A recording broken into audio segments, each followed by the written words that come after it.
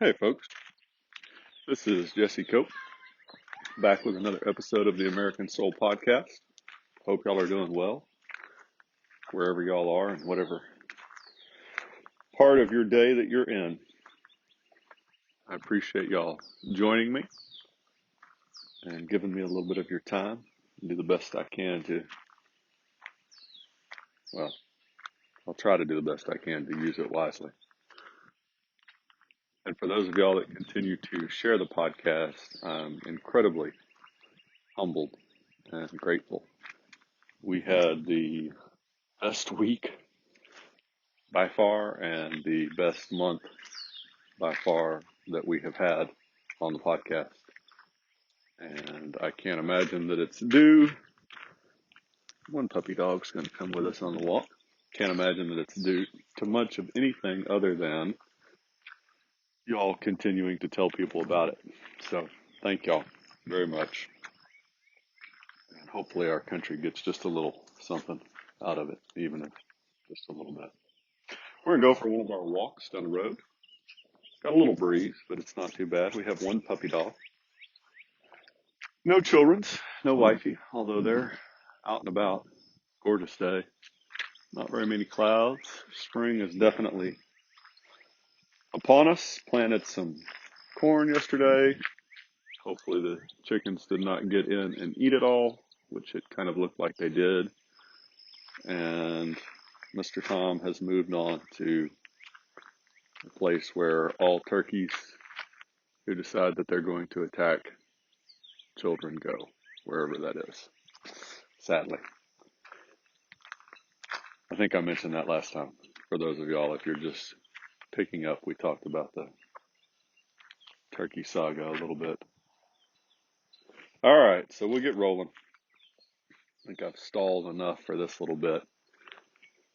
I try not to very often specifically target current events. I think there's a number of people that do it well. And I also think that current events, they're really tricky because you haven't had enough time for something to really settle and to see what's really going on. This is probably a real poor analogy, but fog of war, one of the things they taught us in the Marine Corps, it's so hard to get a real good grasp of what's going on in the moment, in the middle of a battle, because there's so many unknowns. And what you try and do is you limit that. And one way that I try and do that is by not talking about things that are currently going on, at least not as the main focus. But we are kind of today. And it's all kind of wrapped in together, folks. So we'll see how this goes. A couple weeks ago, there was a male that competed in the NCAA championships in swimming as a woman. They are not. They're a man. And they won. They got first. And we've talked about that a little bit. The LGBTQ, the feminist movement that I guess really took hold way back in the 50s, although over in the UK it was back toward the earlier part of the 20th century. But you know, the idea that men and women are the same, that they're interchangeable, that a woman can do anything a man can do and a man can do anything a woman can do, and we can just kind of move them around like puzzle pieces. It's just ludicrous. It's made our military so much weaker. We talk about co-ed units, talk about really police, firefighters too, any situation where you're trying to pretend that men and women are the same, which is just a blatant lie. I mean, if you've got any honesty in you at all, if you're married, Lord knows you know it.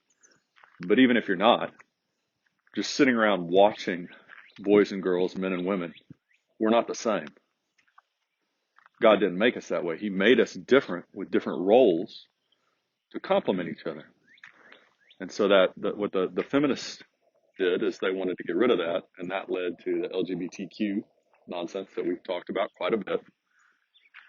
And that led to where we're at today. This swimmer is one example, but the thing that really we're going to focus on today is Disney. I'm going to get through this, folks. It's a lot. I'm going to try and roll pretty quickly through it.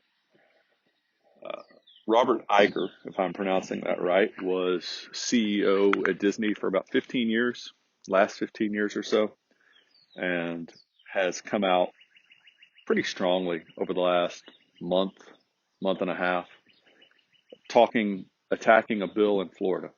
The bill in Florida, folks, would make it illegal for teachers to talk about LGBTQ relationships with students under fourth grade, I believe. Now, why in the world you would be talking to kids about whether they really needed to be a boy or a girl, or whether they wanted to sleep with boys if they were a boy or girls if they were a girl, period. But certainly before fourth grade, just as a parent, that strikes me as there's something wrong with the teacher that wants to do that. Just, or the administrator, take your pick, or anybody. We're picking on education right here, folks. And I always feel like I need to say this. There are some phenomenal teachers and educators out there, administrators. And the public school system, like we talk about so often, Benjamin Rush and other founders, we need an educated population. The problem is not the idea of public education. The problem is how it's being executed today and how much the left has destroyed it. And this is the point, folks. Our fight today, I'm afraid we've moved past the ballot box and we have a real fight coming. I've said that here, make no secret of it. And I think quite a few of y'all sense this coming too, more and more. Because the two sides today in America were just irreconcilable. It is evil and good for sure. But the way we're going to get back this country is education and culture. And so today, the culture part really, I know I mentioned education just now because that's what this all spun out from a bill over in Florida. But the real point is culture.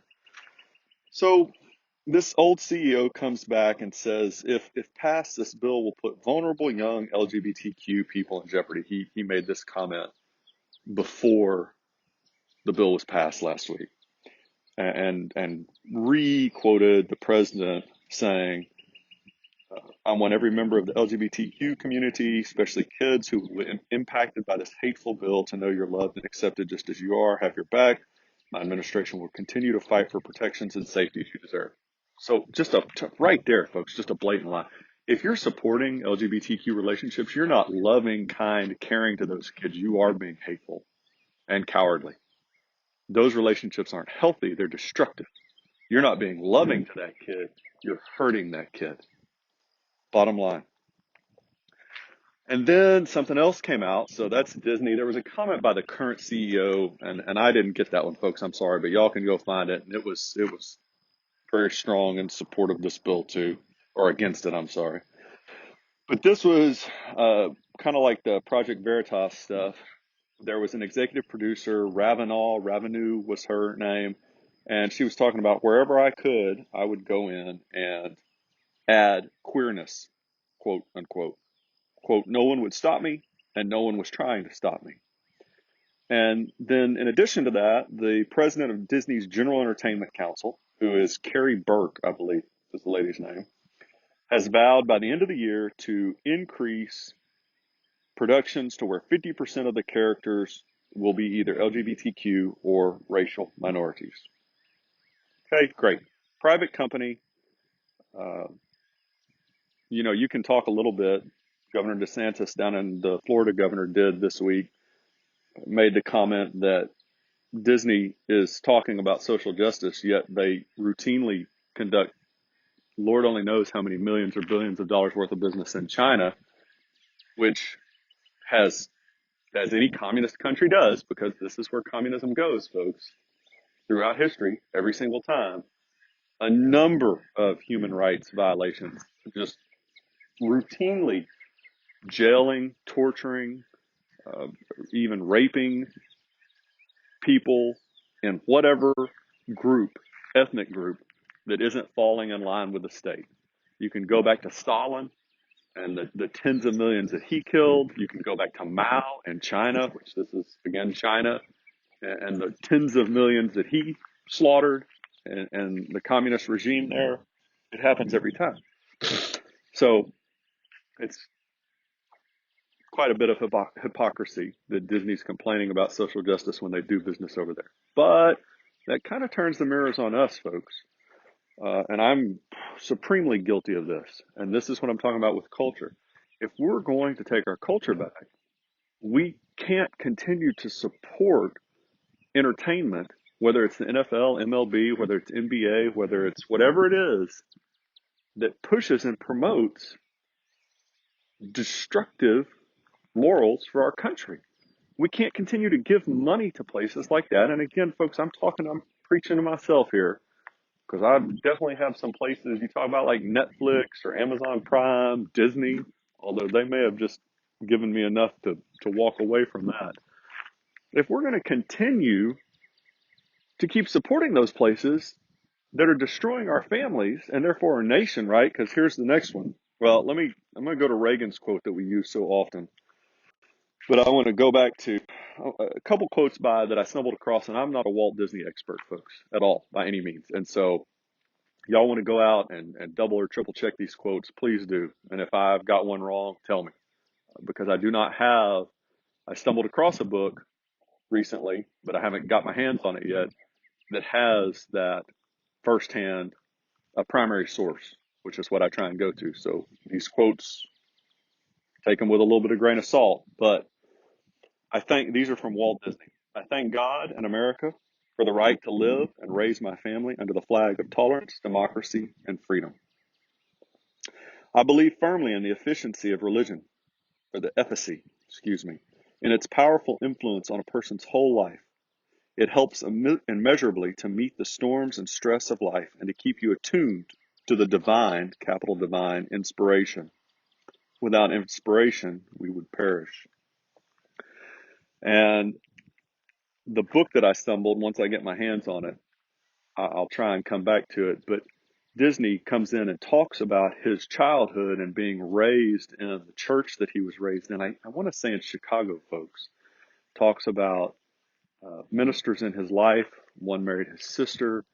I believe they had him do the opening of Disneyland back in the 1950s. And the fact that repeatedly he put morality, and in particular God's morality, over profitability in the early years of the company's history. And if you go back and you look at the old Disney movies, some of the old ones, Sleeping Beauty, I think, is a pretty good one. Maybe Cinderella. I've got a few of them mixed up, folks. But there's some pretty blatant, open references to God. And definitely each one is good versus evil. So Walt Disney, the company, has fallen a long way from where Walt Disney, the man, started the company. Just a little side note. So going back to the families, Reagan. The family has always been the cornerstone of American society. Our families nurture, preserve, and pass on to each succeeding generation the values we share and cherish, values that are at the foundation of our freedoms. In the family, we learn our first lessons of God and man, love and discipline, rights and responsibilities, human dignity, and human frailty. And then the end of it down here, folks, I'm going to skip down to the bottom. Today, more than ever, it is essential that these contributions not be taken for granted and that each of us remember that the strength of our families is vital to the strength of our nation. Ben Franklin, man and woman have each of them qualities and tempers in which the other is deficient, and which in union contribute to the common felicity, happiness. Single and separate, they are not the complete human being. They are like the odd halves of scissors. They cannot answer the end of their formation.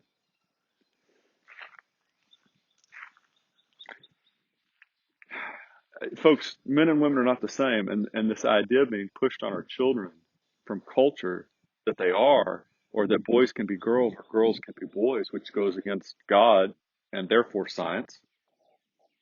XY chromosome, folks, you're always going to have an XY chromosome in every single cell of your body. You got two X's, you're always going to have two X's in every cell of your body, no matter what kind of gender reassignment surgery or anything else you choose to do. It's basic freshman biology. You can pick up a college textbook. You can pick up a high school freshman college textbook. It's still going to be there, no matter what the left of the world says. This is from a Texas Supreme Court case in 1913. Marriage was not originated by human law. When God created Eve, she was a wife to Adam. They then and there occupied the status of husband to wife and wife to husband. When Noah was selected for salvation from the flood, he and his wife and the three sons and their wives were placed in the ark. And when the flood waters had subsided and the families came forth, it was Noah and his wife and each son and his wife. The truth is that civil government has grown out of marriage, which created homes and population and society, from which government became necessary. Marriages will produce a home and family that will contribute to good society, to free and just government, and to the support of Christianity. It would be sacrilegious to apply the designation, a civil contract, to such a marriage. It is that and more, a status ordained by God. We've covered this too. Supreme Court case from 1885. Every person who has a husband and wife living and marries another is guilty of polygamy and shall be punished. This is out of Utah. So they're talking about polygamy primarily, but for certainly no legislation can be supposed more wholesome and necessary in the founding of a free, self-governing commonwealth fit to take rank as one of the coordinate states of the Union than that which seeks to establish it on the basis of the idea of the family, as consisting in and springing from the union for life of one man and one woman in the holy estate of matrimony. The sure foundation of all that is stable and noble in our civilization is best guaranteed that the reverent morality, which is the source of all beneficent progress in social and political improvement. So I told you I was going to fly, and I still didn't get to the last two folks, but this is a Christian nation. God created men and women different. Homosexuality, just like adultery, just like theft. There's a couple of lists. One's in Timothy, I think one's in Corinthians. Those are just two off the top of my head, where homosexuality is listed right along these other sins, folks. There's nothing okay about that, and there's nothing okay about companies that promote that to our children. And there's no way we can continue to support that. And it has absolutely no place in education. I guess when we get to the end of this podcast, we are going to come back full circle to education. Culture, we have a responsibility, folks, to support those people in culture that support and strengthen the American nation, our republic, our families, our marriages, our community. In education, we also have this responsibility. The problem is we have such a great divide today, folks, that you're not getting that. We have so many people that have embraced the godless values of the left, right? That's why we have this fight coming, folks. But we have got to get God and the foundational values of our republic back in the center of education. There's no excuse for us using public money from taxpayers to fund public education that undermines our very republic. And if you don't realize, go back to culture again, if you don't realize that a lot of these companies now, Disney, Netflix, Amazon, Hulu, your children, our children, my children, they're not getting wholesome values from these places anymore. They're not getting the teachings of Christ either directly or indirectly, that help mold them into good, productive citizens. They're getting the opposite, folks. And there's adults in power in these places that are pushing this stuff. They're not being loving or caring or kind to the children of the nation. It's the exact opposite. Our founders knew this. Quote from Franklin in there, right? A quote from Reagan, who's not a founder, but there were a couple quotes that I just didn't have time for, from Washington and John Quincy Adams. But our country is built upon God, and one of the pillars there is marriage between a man and a woman. If you're attacking that, you're attacking with the intent, whether you mean to or not, but you almost must, to destroy the republic.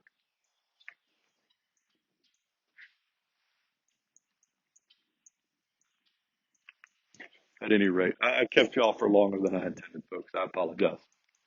Y'all have a wonderful day. Wherever you get a chance, folks, Lord knows we need to light every candle we can get, spread the truth.